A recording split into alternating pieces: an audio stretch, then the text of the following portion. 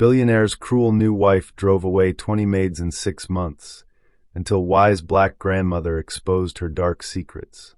Everyone in Atlanta's elite circles whispered the same question. What kind of woman could drive away 20 maids in just 6 months? The answer wasn't what anyone expected. Jasmine Washington Sterling had everything money could buy: a mansion that graced magazine covers, a husband whose name opened every door, and a closet full of designer dreams. But beneath the diamond tennis bracelets and perfect smile lived a woman so terrified of being truly seen that she'd weaponized wealth to keep everyone at arm's length. She thought she was protecting herself. She had no idea she was slowly dying inside her beautiful prison. Then Ruby Jenkins arrived, a 72-year-old grandmother with knowing eyes and a heart that had weathered enough storms to recognize pain hiding behind cruelty. Ruby saw something no one else had bothered to look for: the frightened little girl beneath all that expensive armor. Sometimes the most broken people aren't the ones crying for help. They're the ones making sure no one gets close enough to see their tears. Hi, wonderful listener. I trust you are having a wonderful day. While you are enjoying the story, please take a moment to hit the subscribe button.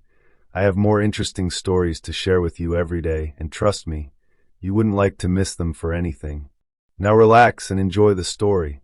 The crystal chandelier caught the morning light like frozen tears as Jasmine Washington Sterling stood at the floor-to-ceiling windows of her Atlanta estate, watching another maid's car disappear down the winding driveway.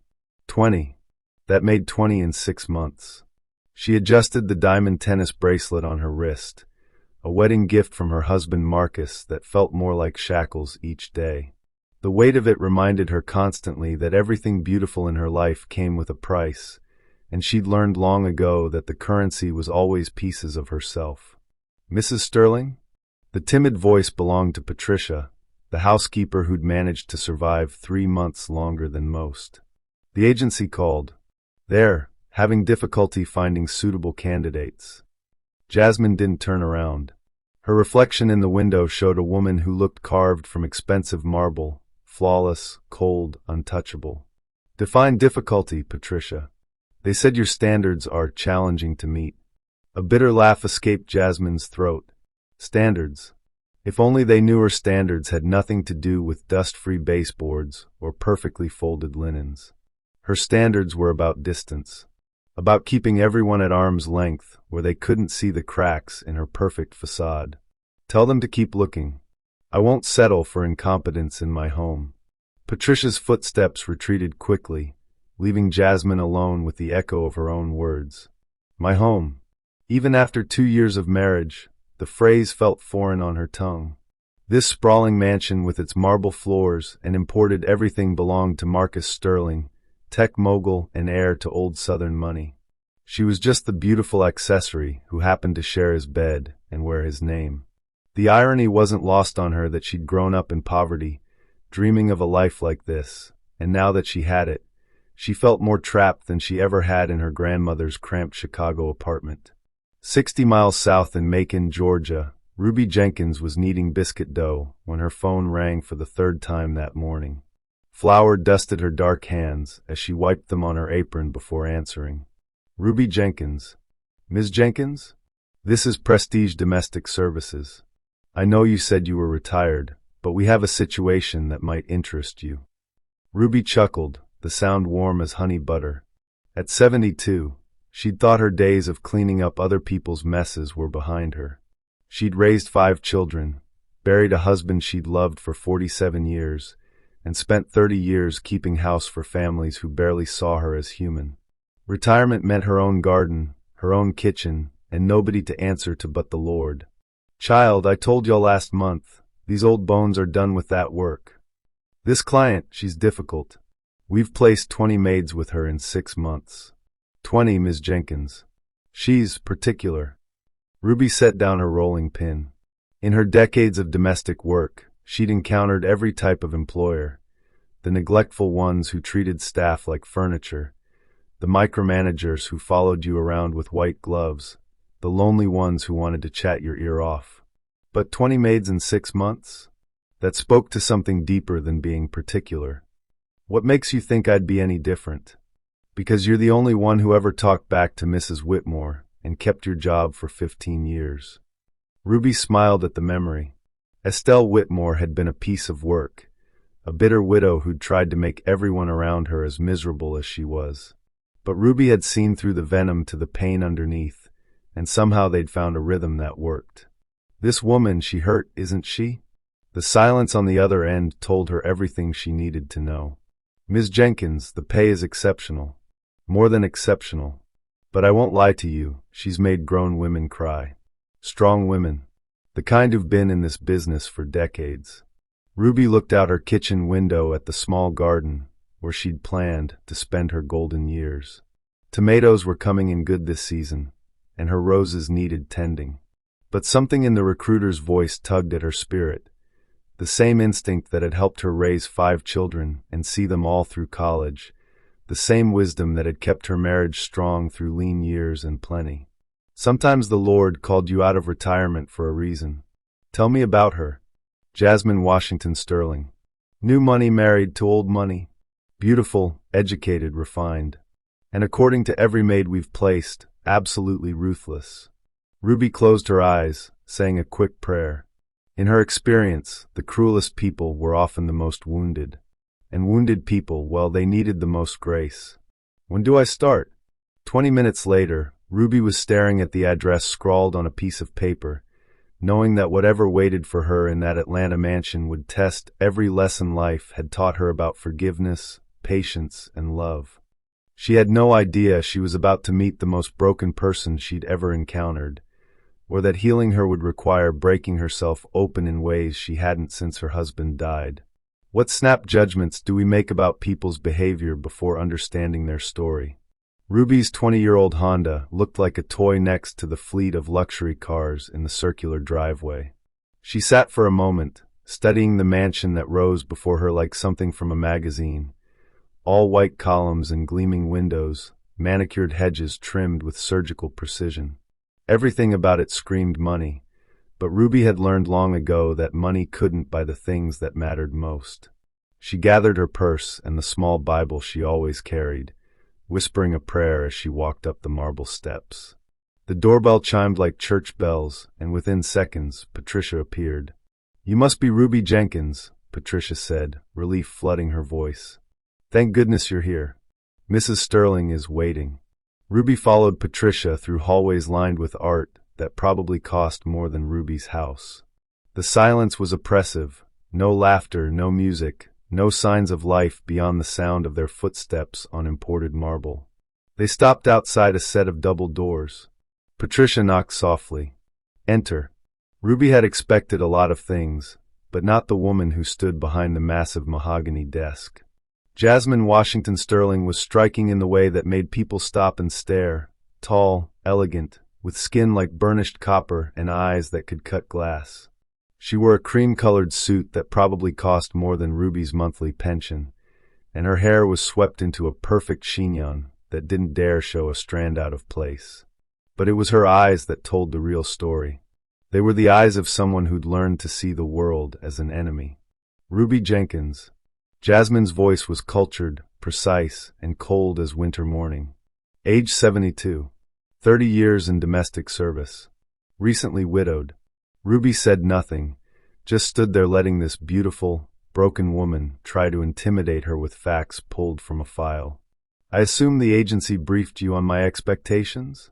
"They told me you were particular," Ruby said simply. A ghost of a smile flickered across Jasmine's lips, not warm, but predatory. "Particular. Is that what they called it?" She moved around the desk with the grace of a dancer and the purpose of a prosecutor. "Let me be more specific. I expect perfection. Not your interpretation of perfection, but mine. I expect silence unless spoken to. I expect efficiency without excuses. And I expect you to understand that this is my home, my rules, and my money that keeps the lights on."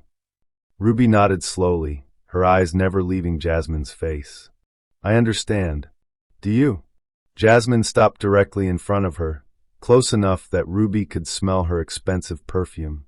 "Because 20 women before you thought they understood, and they all left crying." "I don't cry easy." The words hung in the air between them like a challenge. For a moment, something flickered in Jasmine's eyes, surprise, maybe, or respect. But it was gone so quickly Ruby might have imagined it. "We'll see." Jasmine turned back toward her desk. "Patricia will show you around. Your first task is the master bedroom. I want the linens changed, the surfaces dusted, and the bathroom scrubbed until it gleams. You have 2 hours." Ruby followed Patricia out, but at the doorway, she paused and looked back.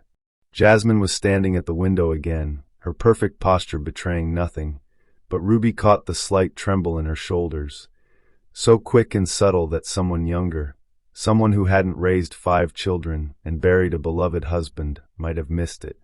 But Ruby had learned to read the language of hidden pain, and this woman was screaming it. 2 hours later, Ruby knocked on the master bedroom door. She'd cleaned plenty of bedrooms in her time, but this one felt more like a museum exhibit than a place where people slept and dreamed. Everything was white and gold and perfect, without a single personal touch that might suggest who lived here. The bed was massive, with more pillows than any 2 people could need, but Ruby noticed something that made her pause. On one side, the left side, the pillows were perfectly fluffed and untouched. On the right side, they showed the indent of someone who slept alone, curled up like they were trying to take up as little space as possible. Even in a bed big enough for a family, this woman was sleeping alone. "Are you finished?" Ruby turned to find Jasmine in the doorway, her critical gaze sweeping the room like a general inspecting troops. "Yes, ma'am." Jasmine moved through the space with the focused intensity of someone looking for fault. She ran her finger along the windowsill, checked the corners of the bathroom mirror, examined the way Ruby had arranged the decorative towels. Her inspection was thorough, methodical, and clearly designed to intimidate. But when she was done, she had to admit, grudgingly, that everything was perfect. "Adequate," she said finally. Ruby almost smiled. In 30 years of domestic work, she'd never been called merely adequate by someone who couldn't find a single thing to criticize. "Your next task is the library. 3rd door on the left down the hall. Same expectations." As Jasmine turned to leave, Ruby spoke. "Mrs. Sterling?" Jasmine froze, her back still turned. "Yes. That's a beautiful wedding dress in your closet. You must have been a stunning bride." The silence stretched so long Ruby wondered if she'd overstepped. When Jasmine finally turned around, her face was a mask of ice, but her eyes were blazing with something that looked dangerously close to pain. "That dress," Jasmine said, her voice barely above a whisper, "cost more than most people's houses, and it was the most expensive lie I ever wore." Before Ruby could respond, Jasmine was gone, leaving behind only the faint scent of her perfume and the echo of words that sounded like a confession. Ruby stood alone in the perfect, empty bedroom, understanding for the first time exactly what kind of prison this beautiful woman had built around herself. Jasmine spent the next 3 days avoiding Ruby entirely. She took her meals in her private office, communicated only through Patricia, and made sure to be in different parts of the house whenever Ruby was working. It was cowardice, and she knew it, but that moment in the bedroom, that slip of honesty about her wedding dress, had shaken her more than she cared to admit. No one was supposed to see through her armor, especially not some elderly maid with kind eyes who had the audacity to notice things that even Marcus missed. On Thursday morning, Jasmine was reviewing quarterly reports when Patricia knocked on her office door. "Mrs. Sterling, Ruby has a question about the silver service." "Handle it yourself." "She specifically asked for you, ma'am. Said it was important." Jasmine's jaw tightened.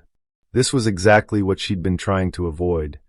Ruby finding excuses to force interaction, to pry deeper into wounds that were none of her business. "Tell her to use her best judgment." Patricia hesitated. "Actually, ma'am, there's something else. Ruby found something while cleaning the library. She said you'd want to see it personally."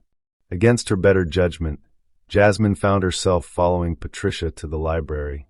Ruby was standing near the window, holding something small in her weathered hands. "What is it?" Jasmine's voice was sharper than she intended. Ruby turned, extending her palm.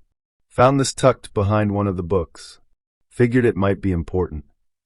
It was a photograph, faded and creased, a picture of a young Jasmine, maybe 8 or 9 years old, standing next to an elderly black woman in a tiny kitchen. Both of them were laughing, flour on their faces, their arms around each other. Jasmine's breath caught. She'd forgotten this photo existed, forgotten she'd even hidden it in this house that felt more like a mausoleum than a home. "That's my grandmother," she heard herself say, then immediately cursed her weakness. Was. She's been dead for 15 years. Ruby studied the photo with the careful attention of someone who understood the weight of memories. "She looks like she loved you something fierce." She did. The words escaped before Jasmine could stop them. She was the only one who. Jasmine caught herself, snatching the photo from Ruby's hands. "This is private. You shouldn't have been prying through my belongings." "I wasn't prying. It fell out when I was dusting the shelf." "Don't lie to me." Jasmine's voice rose, desperation making her cruel. "I know exactly what you're doing. You think you can manipulate me with fake kindness and prying questions. You think you can get me to trust you so you can sell stories to the tabloids or steal from me like the others." Ruby's expression didn't change, but something in her eyes grew sad. "Is that what you think? That everyone who shows you kindness has an ulterior motive?" "I don't think it. I know it." Jasmine clutched the photograph against her chest like armor. "Everyone wants something from me. Money, status, connections. Even my own husband." She stopped herself, horrified at how much she'd revealed. Ruby stepped closer, her voice gentle. "Even your own husband what, child?" "Nothing. Nothing." Jasmine backed toward the door. "Just clean the library and stay out of my personal belongings. And stop looking at me like that." "Like what?" "Like you care. Like you see something worth caring about." Jasmine's voice cracked despite her best efforts. "I pay you to clean my house, not to psychoanalyze me or pretend we're friends. We're not friends. We'll never be friends. I'm your employer, you're my employee, and that's all this is." Ruby nodded slowly. "If that's what you need it to be." "It is." But as Jasmine fled the library, she heard Ruby's voice calling softly after her. "Your grandmother would be proud of the woman you became, even if you can't see it yourself." Jasmine ran to her bedroom and slammed the door, sliding down against it until she was sitting on the floor, still clutching the photograph. In the picture, her younger self was radiant with joy, secure in the love of the one person who'd never wanted anything from her except her happiness. When did I stop believing I deserved that kind of love? Ruby found Patricia in the kitchen an hour later, looking frazzled. "She's upset," Patricia said without preamble. "I can hear her moving around up there like a caged animal. In 2 years, I've never seen her lose composure like that." Ruby poured herself a cup of coffee from the pot and sat down at the small kitchen table. "Tell me about her husband." Patricia glanced around nervously. "I shouldn't. I'm not asking for gossip. I'm asking because that girl is hurting, and understanding why might help me help her." Patricia sat down across from her, lowering her voice. "Mr. Sterling is complicated. He's not cruel, exactly, but he's not kind either. He travels constantly for business, and when he's home, they barely speak. I've worked for them for 3 years, and I've never once seen them laugh together or even touch casually. It's like they're strangers sharing a house. But they married for love?" Patricia's bitter laugh told Ruby everything she needed to know. "Love? Mrs. Sterling married for security. Mr. Sterling married for a beautiful woman who looked good in photographs and wouldn't embarrass him at charity galas. It was a business arrangement from day one." Ruby sipped her coffee, pieces of the puzzle falling into place. "And she's been performing the role of the perfect wife ever since. Every day. But the performance is killing her. She's so afraid of being vulnerable, of letting anyone see who she really is underneath all that perfection, that she pushes everyone away before they can reject her. Including her husband. Especially her husband." Patricia stood up, glancing toward the stairs. "She wasn't always like this, you know. When I first started working here, she was different. Sad, but not cruel. The cruelty came later, like armor she put on to protect herself." Ruby nodded, understanding flooding through her. She'd seen it before, People so afraid of being hurt that they hurt others first, convinced that isolation was safer than risking rejection. But isolation was its own kind of death, and Jasmine Washington Sterling was slowly dying in her beautiful prison, one perfect performance at a time. That night, Ruby said an extra prayer for the broken woman upstairs, asking the Lord for wisdom and patience. Tomorrow, she'd try again to reach the frightened girl hiding behind all that cruelty, even if it meant risking her own heart in the process.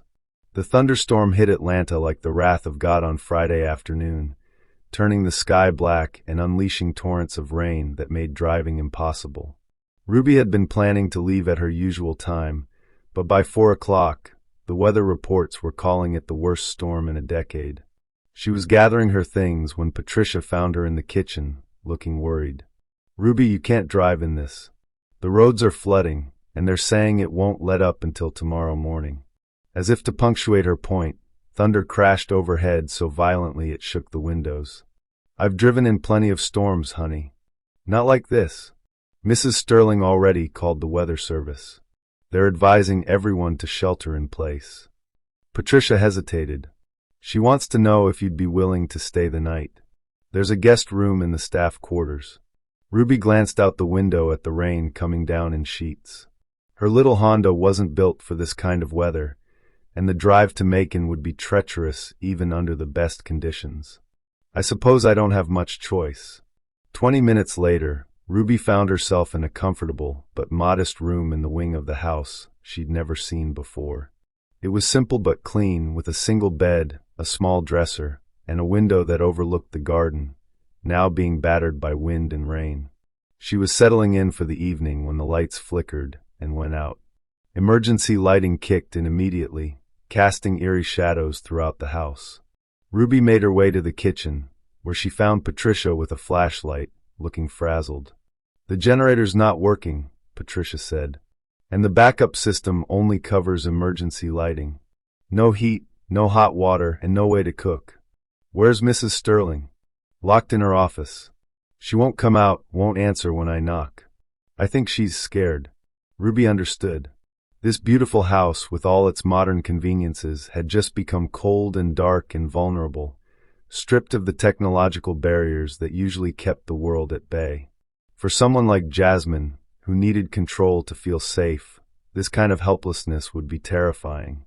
"You go on home to your family," Ruby told Patricia. "I'll stay with her." "Are you sure?" "She might not want. She doesn't want a lot of things that are good for her. Go on now, before the roads get worse." After Patricia left, Ruby gathered some supplies, candles, matches, blankets, and food that didn't require cooking. The house felt enormous in the darkness, every creak and groan magnified by the storm outside. She found Jasmine's office door locked, as expected. "Mrs. Sterling? It's Ruby." "Silence. I know you're in there. Patricia told me about the generator." "Go away." Jasmine's voice was muffled, but audible through the door. "I'm fine. You're sitting in the dark, scared, and probably cold." "That's not fine. I said go away." Ruby settled herself on the floor outside the door, her back against the wall. "I'm not going anywhere. This storm's not letting up, and I'm not leaving you alone in this big house with nothing but emergency lighting and your pride to keep you warm." She heard movement inside, footsteps pacing back and forth. "I don't need your help." "Maybe not, but I'm staying anyway." Ruby lit a candle and set it on the floor beside her. "I brought sandwiches and hot tea from the thermos. And extra blankets. I'm not hungry. When's the last time you ate?" Silence. "That's what I thought." Ruby opened the bag she'd brought and pulled out a peanut butter and jelly sandwich. "You know, my husband used to do this. Lock himself away when he was overwhelmed. Thought he was protecting me from his problems, but really he was just punishing us both." She heard Jasmine stop pacing. "After he died," Ruby continued, "I found a journal he'd kept. 20 years of writing down every worry, every fear, every moment he felt like he wasn't good enough for me. 20 years of carrying all that pain alone when he could have shared it with someone who loved him." The lock clicked. The door opened just a crack, revealing Jasmine's face in the candlelight. Her perfect makeup was gone, Her hair was disheveled, and her eyes were red-rimmed. "Why are you telling me this?" "Because hiding in the dark never solved anything. And because that storm out there is nothing compared to the one you've been weathering inside your own heart." Jasmine opened the door wider, wrapping her arms around herself like she was trying to hold herself together. In the flickering candlelight, stripped of her usual armor of perfection, she looked young and lost. "I don't know how to do this," she whispered. "Do what?" "Be real with another person. It's been so long since anyone saw me as anything other than Marcus Sterling's beautiful wife or the rich woman who pays the bills. I've forgotten who I am underneath all of that." Ruby stood up, offering Jasmine one of the blankets. "Then maybe it's time to remember." Jasmine hesitated for a long moment, then stepped aside to let Ruby into the office. It was the first time in months that she'd willingly shared space with another person without walls between them. Outside, the storm raged on, but inside the candlelit office, two women sat down to share sandwiches and begin the slow work of tearing down the barriers that had kept them both isolated for too long. "Tell me about your grandmother," Ruby said gently. And for the first time in 15 years, Jasmine did. "Her name was Dorothy Mae Washington," Jasmine began, her voice soft in the candlelight. "But everyone called her Dot. She raised me from the time I was 6 until I turned 18. Ruby settled back against the couch cushions, sensing that this story needed space to breathe. "My mother," Jasmine paused, staring at the candle flame. "My mother was 17 when she had me. Beautiful, smart, but young and scared. She tried for a few years, but the drugs got her in the end. Overdose when I was 6. I'm sorry. I barely remember her, honestly. But I remember the day Grandma Dot came to get me from foster care. I was this skinny, angry little girl who'd learned not to trust anyone, and she walked into that group home like she owned the world. Told the social worker, 'That's my grandbaby, and she's coming home with me.'" Jasmine smiled, the first genuine smile Ruby had seen from her. She lived in this tiny apartment in Southside Chicago. 1 bedroom, paper-thin walls, radiator that barely worked in winter. But she made it feel like a palace. Every surface was covered with something beautiful she'd found at thrift stores or made herself. Doilies she'd crocheted, flowers she'd pressed between books, photographs of family going back generations. Ruby watched as Jasmine's posture softened, the rigid control melting away as she lost herself in memory. "She worked 3 jobs to keep us afloat. Cleaned offices at night, did alterations during the day, and took in ironing on weekends. I never once heard her complain.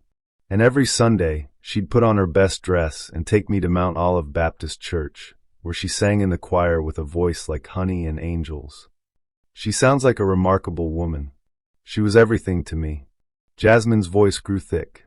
"She taught me to cook, to sew, to carry myself with dignity no matter what anyone else thought. She'd brush my hair every night and tell me I was beautiful inside and out. She'd help me with homework at that little kitchen table, pushing me to get good grades because she said education was the one thing nobody could ever take away from me." Thunder crashed outside, but Jasmine barely noticed, lost in a world 15 years gone. "I got a full scholarship to Northwestern. Academic and need-based. Grandma Dot was so proud. She took me shopping at Goodwill for college clothes, and we found this navy blue dress that made me feel like $1 million. She altered it to fit me perfectly, and when I put it on, she cried." Ruby felt her own eyes misting. She must have been so proud. She was. But she was also scared. Scared I'd leave and never come back. Scared I'd forget where I came from. Scared the world would change me. Jasmine's voice broke slightly. She was right about that last part. "What happened?" Jasmine was quiet for so long Ruby thought she might not answer. When she finally spoke, her words came out in a rush, like she needed to get them out before she lost her nerve. "I threw myself into college, made perfect grades, joined the right clubs, learned to speak like them, dress like them, act like them. I was so determined to prove I belonged that I started to believe I was ashamed of where I came from. I'd make excuses not to go home for weekends. I told myself I was too busy, but really, I was embarrassed. The admission hung heavy in the air. Grandma Dot got sick my senior year. Cancer. She didn't tell me until it was too late, said she didn't want to interfere with my studies. By the time I found out, she had maybe 2 months left. Ruby reached out instinctively, covering Jasmine's hand with her own. Jasmine didn't pull away. I dropped everything and came home. Moved back into that tiny apartment to take care of her. But she was so weak, and I was so angry, at her for not telling me, at myself for staying away, at God for taking the only person who'd ever loved me unconditionally. Tears were flowing freely down Jasmine's face now, 15 years of grief finally finding its way out. The last thing she said to me was, "Don't let the world make you hard, baby girl. Keep your heart soft. Promise me." And I promised. But then she died, and I was 22 years old and completely alone in the world. Ruby squeezed her hand gently. "What did you do?" "I finished my degree and moved to Atlanta. Got a job at a marketing firm, worked my way up, made good money. I told myself I was building the life Grandma wanted for me. But somewhere along the way, I forgot the most important thing she taught me. Which was that love isn't something you earn through perfection. It's something you give and receive through authenticity." Jasmine wiped her eyes with the back of her free hand. "I started dating men who saw me as a trophy, and I let them because it felt easier than risking real intimacy. When Marcus proposed, I said yes because he could give me security, status, a beautiful life. But not love. Never love. And you've been performing the role of the perfect wife ever since. Every single day. But the performance is exhausting, and I've gotten so good at it that I don't know who I am anymore without it. When you found that picture of me and Grandma, for a moment, I remembered what it felt like to be loved for who I really was, not who I pretended to be." The candle flickered between them, casting dancing shadows on the walls. Outside, the storm was beginning to quiet, but inside this office, a different kind of storm was finally breaking. "I've been so cruel to everyone who works here because I'm terrified that if I let anyone get close enough to see the real me, the scared little girl from Southside Chicago who misses her grandmother and feels like a fraud in her own life, they'll reject me. Just like I rejected everything Grandma taught me about keeping my heart soft." Ruby lifted their joined hands and pressed them to her own heart. "Child, that scared little girl you're talking about? She's not something to be ashamed of. She's the most beautiful part of who you are. And your grandmother, she's not gone. She's right here in your capacity for love, your strength, your resilience. You just forgot how to let her shine." For the first time in 15 years, Jasmine Washington Sterling allowed herself to grieve, not just for her grandmother, but for the woman she'd stopped allowing herself to be. And in that candlelit office, with Ruby's weathered hand holding hers, she began to remember what it felt like to be truly seen and accepted, flaws and all. Ruby woke at dawn to the sound of birds singing and sunlight streaming through the guest room window. The storm had passed, leaving the world washed clean and sparkling. She dressed quietly and made her way to the kitchen, expecting to find it empty, but Jasmine was already there, standing at the stove in pajamas and a silk robe, her hair loose around her shoulders. She looked years younger, without her armor of perfection. "I hope you don't mind," Jasmine said without turning around. "I was making coffee and thought, well, I thought you might want some." Ruby smiled, settling at the kitchen table. "That's very thoughtful." Jasmine poured 2 cups and brought them over, sitting across from Ruby like they were old friends instead of employer and employee. Her eyes were still puffy from crying, but there was something different about her, softer, more present. "I haven't slept that well in years," Jasmine admitted. "I thought talking about Grandma would make me feel worse, but it's like I've been holding my breath for 15 years and finally remembered how to breathe. Grief has a way of doing that. It hurts going in, but it heals coming out." They sat in comfortable silence for a moment, sipping coffee as morning light filled the kitchen. It was the first peaceful moment Ruby had witnessed in this house. "Ruby?" Jasmine's voice was hesitant. "What you said last night about your husband keeping a journal, may I ask what happened to him?" Ruby set down her cup, a familiar ache settling in her chest. "Heart attack. Sudden at 68. One day he was fixing the porch railing, complaining about his creaky knees, and the next." She gestured helplessly. Gone. I'm so sorry. We had 47 good years together. Not perfect years, mind you. We fought about money and child-rearing, and whose turn it was to take out the trash. But we loved each other through all of it.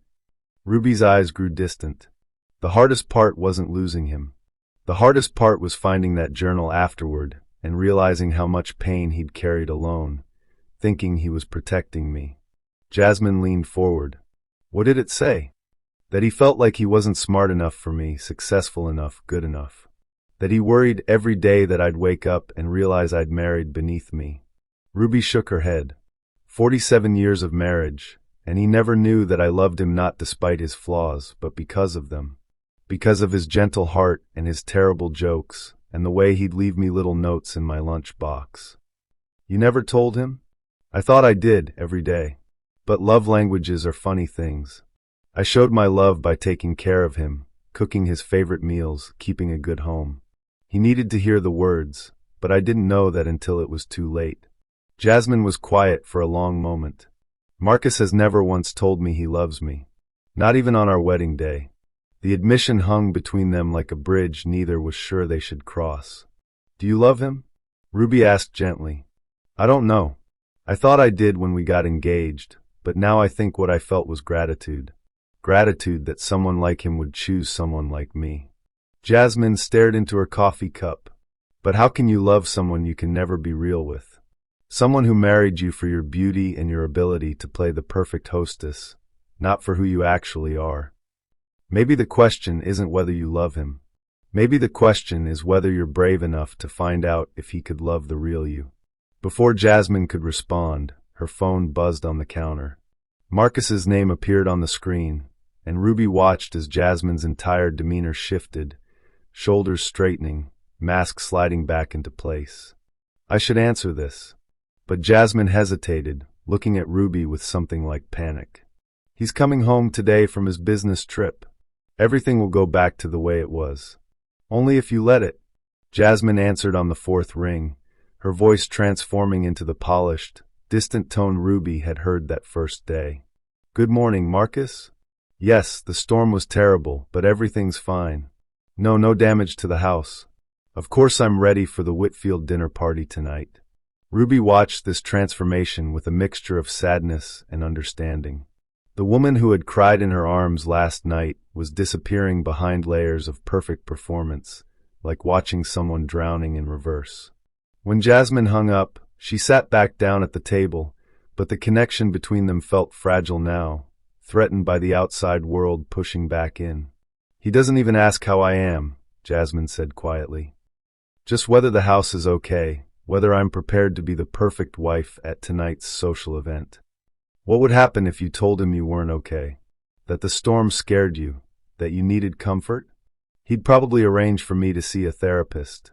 Or suggest I take up yoga again. Jasmine's laugh was bitter. Marcus doesn't do emotional messiness.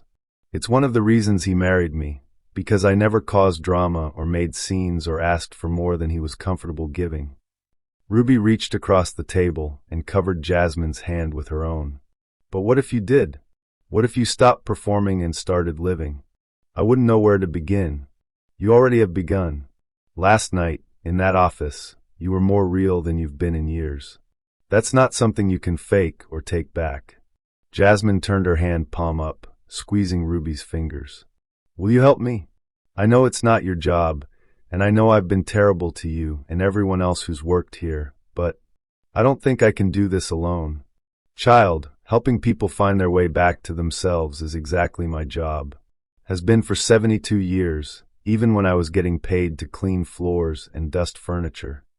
For the first time since Ruby had known her, Jasmine smiled with her whole face, not the practiced social smile she'd perfected, but something genuine and luminous.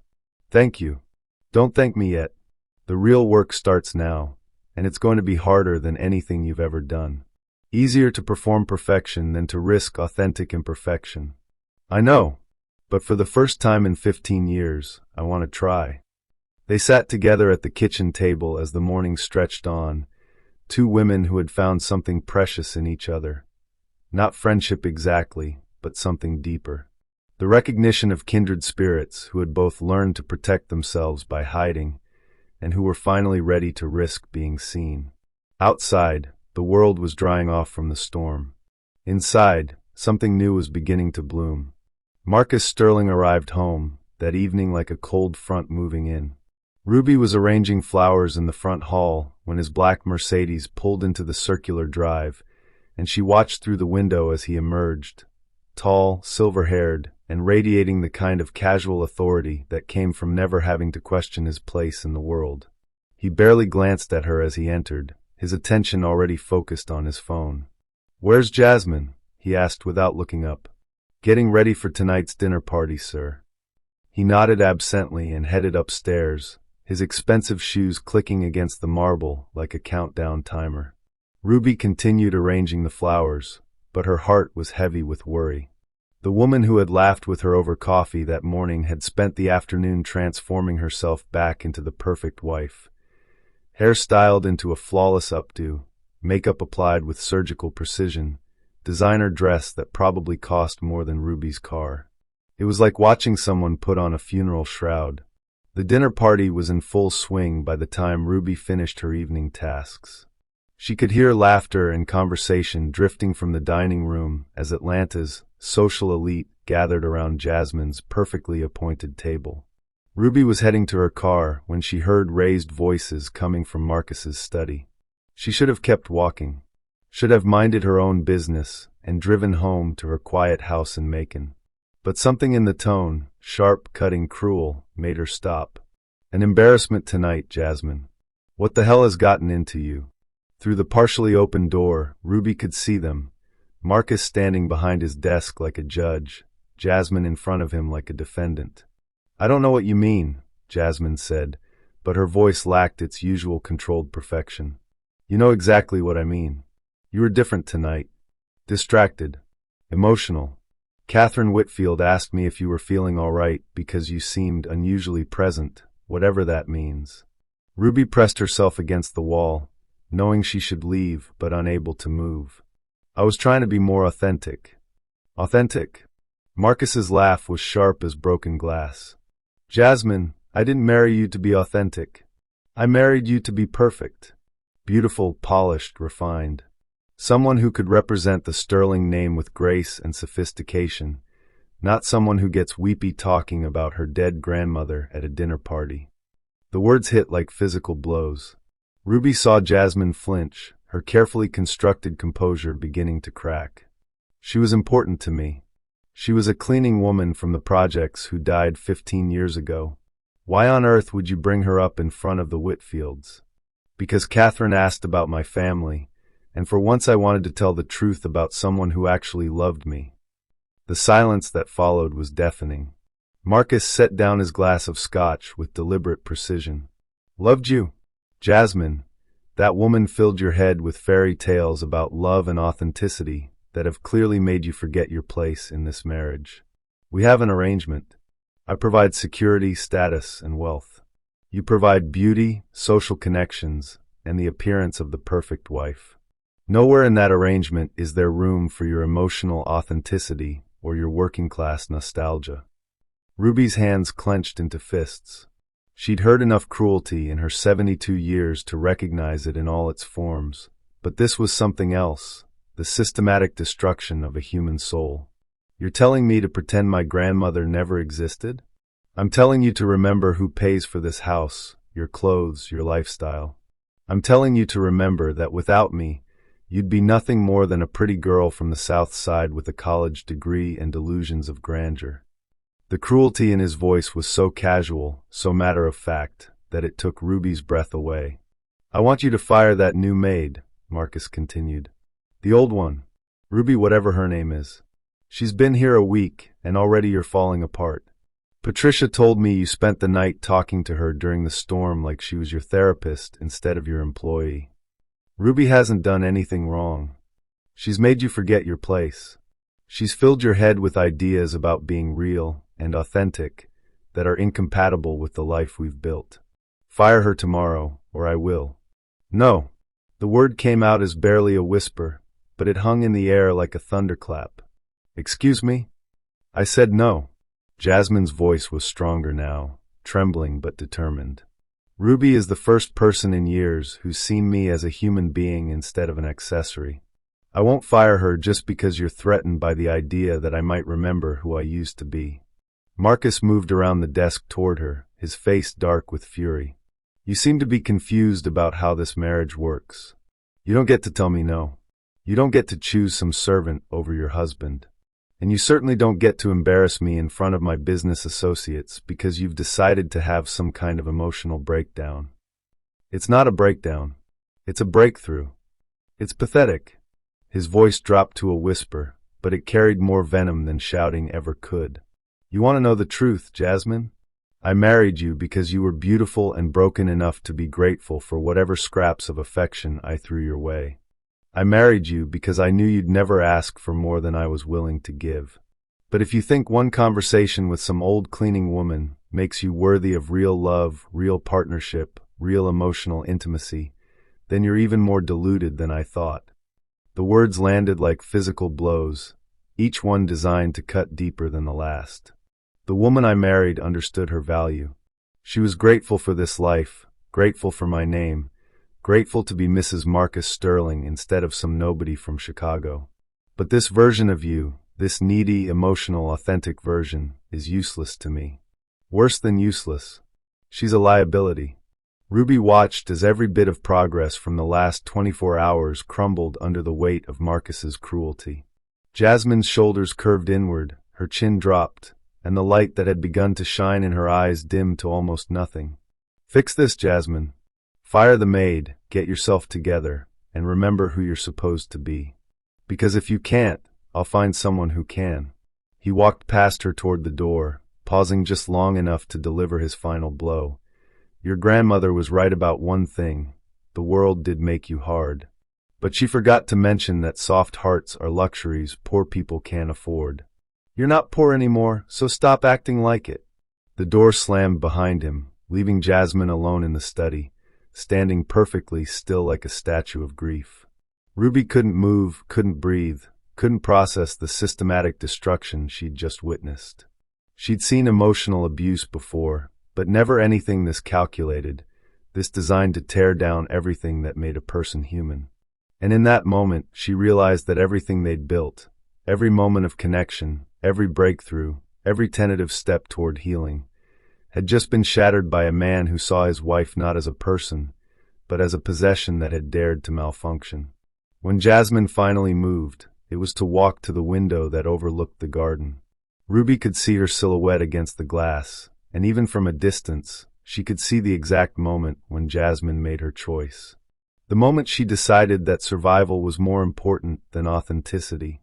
The moment she chose to bury the woman she'd been rediscovering rather than risk losing everything she thought she needed to live. Ruby slipped away into the night, knowing that tomorrow would bring a different Jasmine, harder, colder, more perfectly controlled than ever before, and knowing that she might have just lost the battle for a beautiful soul before it had really begun. Ruby didn't sleep that night.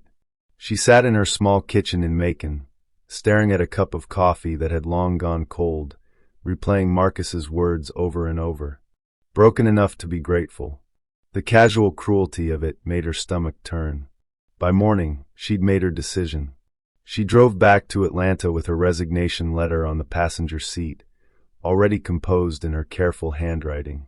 She'd tell Patricia to give it to Jasmine, collect her final paycheck, and walk away before she made things worse for the broken woman she'd come to care about.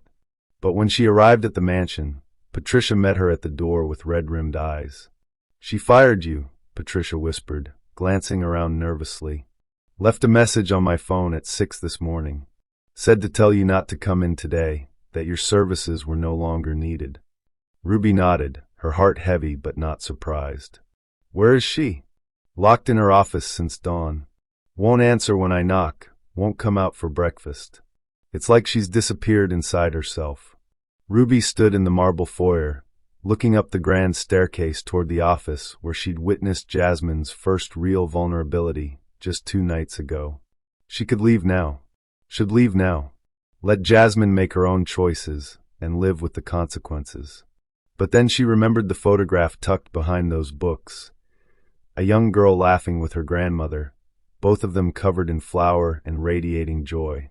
She remembered Dorothy Mae Washington, who'd worked 3 jobs to give her granddaughter a chance at a better life, never imagining that better would mean burying everything beautiful about who that little girl had been. Ruby climbed the stairs. The office door was locked, but Ruby had raised 5 children and dealt with enough locked doors to know persistence usually won. "Jasmine, it's Ruby." "Silence. I know you're in there. And I know what happened last night." Still nothing. Ruby settled herself on the floor outside the door, just like she had during the storm. "I heard him talking to you. Heard every word he said about your grandmother, about you, about what kind of marriage you have." She heard movement inside, a sharp intake of breath. "And I want you to know that every single thing he said was a lie." "Go away, Ruby." Jasmine's voice was muffled, broken. "You're fired. I don't want to see you again. I know you fired me. Patricia told me. But I didn't come here as your employee today. I came here as someone who cares about you." "Don't." The word came out like a sob. "Don't care about me. It's too dangerous." Ruby pressed her palm against the door. "Too late for that, child. The caring's already done." The silence stretched so long Ruby wondered if Jasmine had moved away from the door. When she finally spoke, her voice was barely audible. "He's right, you know. About all of it. I am broken. I am grateful for scraps. I am nothing without him. Your grandmother would disagree. My grandmother is dead." The words exploded through the door with 15 years of pent-up grief. "She's been dead for 15 years, and she can't protect me anymore." "No, she can't. But you can protect yourself. You can choose to honor what she taught you instead of letting Marcus destroy it. You don't understand. If I leave him, I have nothing. No money, no home, no identity. I'll be exactly what he said, a nobody from Chicago with delusions of grandeur." Ruby leaned her head against the door. "Let me tell you what I see when I look at you, Jasmine Washington Sterling. I see a woman who survived losing her mother at 6 years old. I see a woman who worked hard enough to earn a full scholarship to college. I see a woman who loved her grandmother so deeply that 15 years after losing her, talking about her still brings tears to your eyes. That's not enough. I see a woman who's been performing perfection for so long she's forgotten that imperfection is what makes us human. I see a woman who's so terrified of being rejected that she rejects herself first, every single day." The door creaked, and Ruby realized Jasmine was leaning against it from the other side. "But most of all," Ruby continued, "I see Dorothy Mae Washington's granddaughter, the little girl who learned to cook and sew and carry herself with dignity. The little girl who was taught that love isn't something you earn through perfection, but something you give and receive through authenticity. I don't know how to be her anymore." "Yes, you do. You were her 2 nights ago when you told me about the flower on your faces and the navy blue dress from Goodwill. You were her yesterday morning when you made me coffee and asked about my husband. You were her last night when you refused to fire me, even knowing what it would cost you." Ruby heard the lock click. The door opened slowly, revealing Jasmine sitting on the floor, still in last night's evening gown, her makeup streaked with tears. She looked young and lost and utterly broken. "I'm scared," Jasmine whispered. Ruby scooted closer, gathering this beautiful, wounded woman into her arms like she would one of her own children. "I know, baby. I know you're scared. What if he's right? What if I'm not strong enough to make it on my own? Then you'll learn to be strong. One day at a time, one choice at a time. But you'll learn as yourself, not as some perfect version of yourself that doesn't exist." Jasmine pulled back to look at Ruby's face. "What if I try to leave and fail? What if I end up alone and poor and miserable?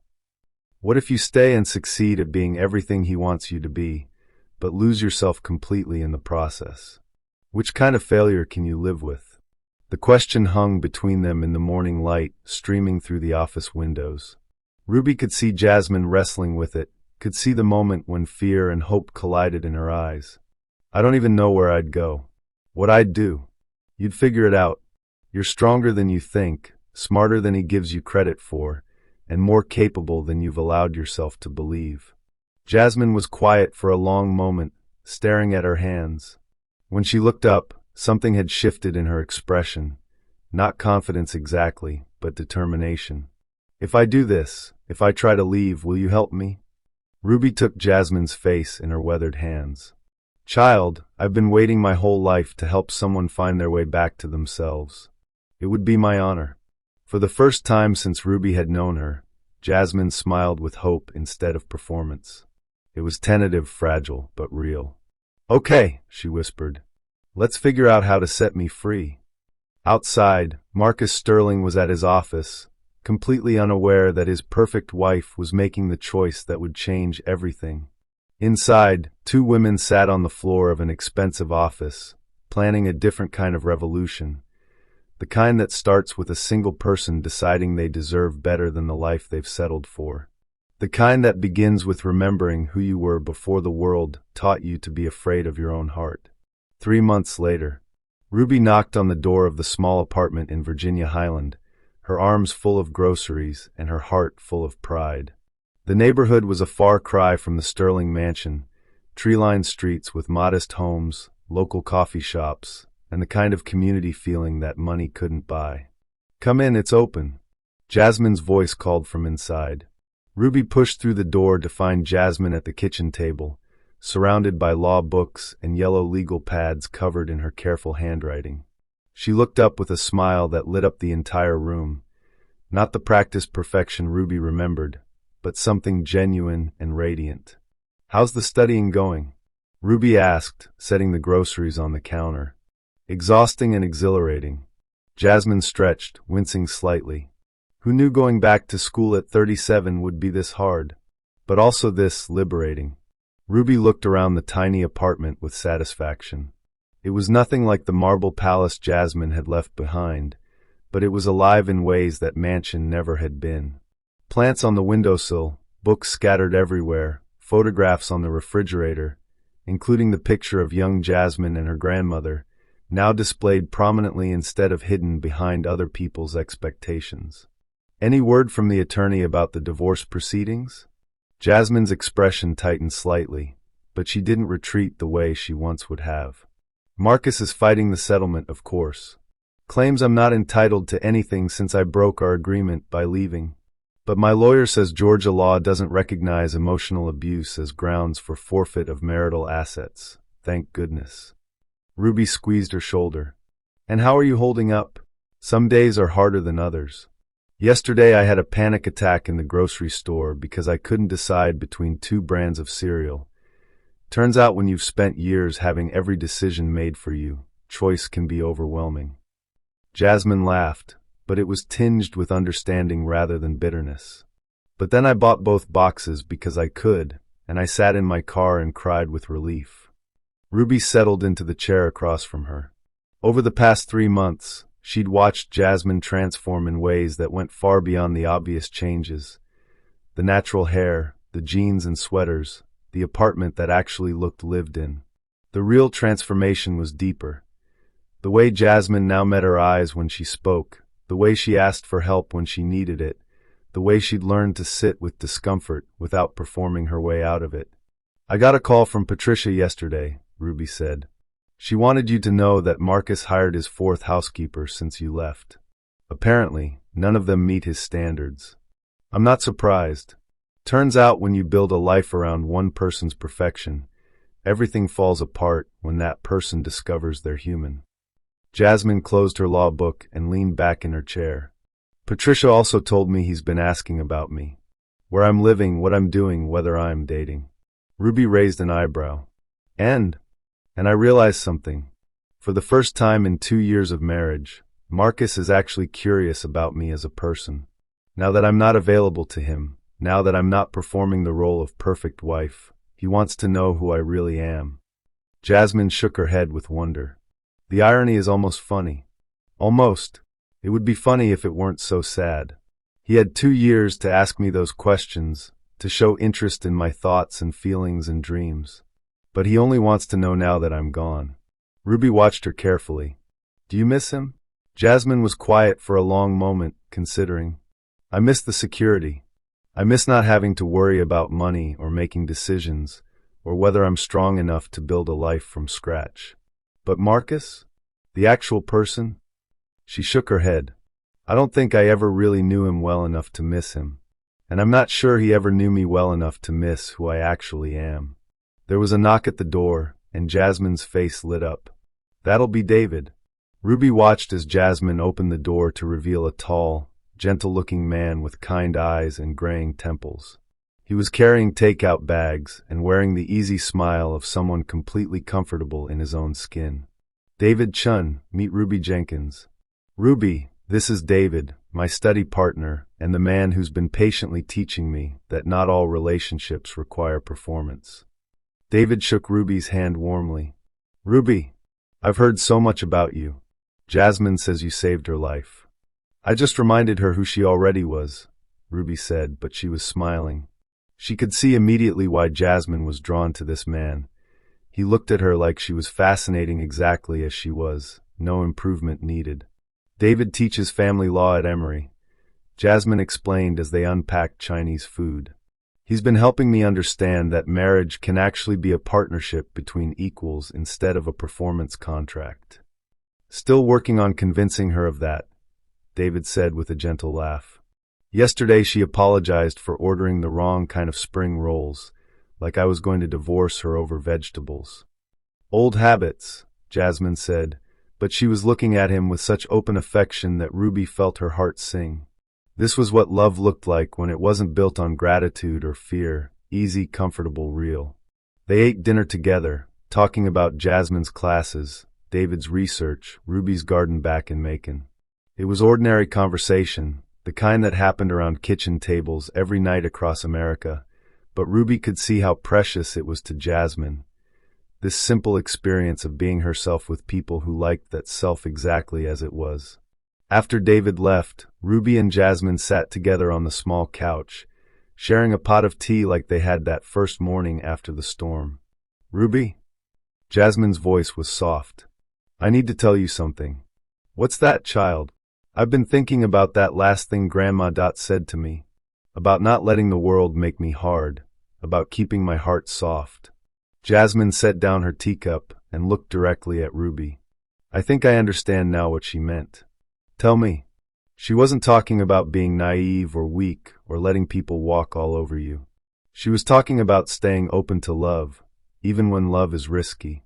About choosing vulnerability, even when it's scary. About believing that you deserve authentic connection, even when the world tells you to settle for less. Ruby felt tears pricking her eyes. And do you believe that now? That you deserve authentic connection? I'm learning to. It's hard work unlearning 15 years of protection, but I'm getting there. Jasmine reached over and took Ruby's hand. And I have you to thank for it. You saw who I really was even when I'd forgotten. You loved me back to myself. Child, you did the hard work. I just held up a mirror. The bravest thing I've ever done was trust that mirror instead of the funhouse reflections I'd been living with for so long.